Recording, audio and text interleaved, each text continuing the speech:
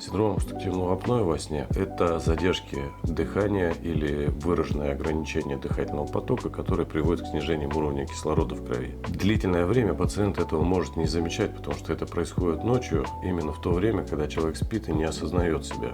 Поэтому этот синдром может долгое время оставаться недиагностированным. Из простых методов диагностики, которые применяются для выявления диагноза синдрома обструктивного апноэ во сне, является проведение компьютерной мониторинговой оксиметрии. Это небольшой аппаратик, который выглядит как часы, одевается на кисть руки, предплечье и напалечник, который делает измерение содержания сатурации, уровня кислорода в крови и пульса. По этим данным мы уже можем увидеть снижение уровня кислорода в крови, в какие периоды они возникали, как часто и так далее. Следующим этапом проводится более полноценное исследование, которое позволяет верифицировать диагноз синдрома обструктивного апноэ во сне, называется респираторное мониторирование.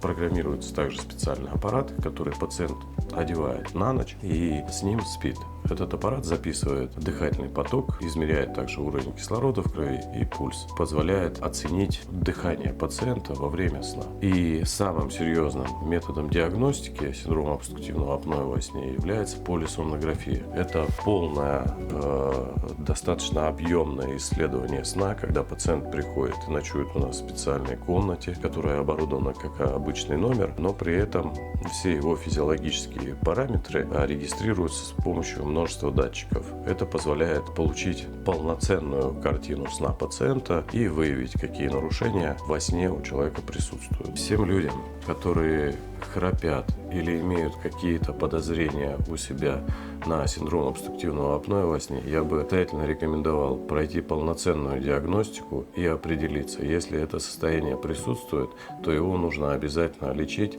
и устранять. Ждем вас в санатории «Сибирь» для проведения диагностики и лечения подобных состояний.